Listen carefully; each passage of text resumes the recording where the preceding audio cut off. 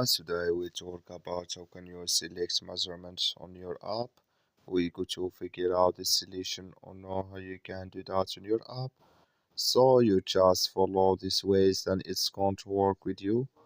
All you have to do in verse, you just go above this sign, click on it. So then it's going to take you to this list. It's going to show for you like this here.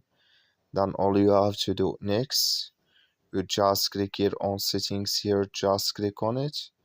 So then it's going to take you to next step here. It's going to show for you like this here. Then you come here to measurements here, just click on it here.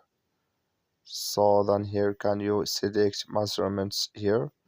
So that's all you have to do to select your measurements on your app. That's all I wish know you I give it. Thank you for your watching.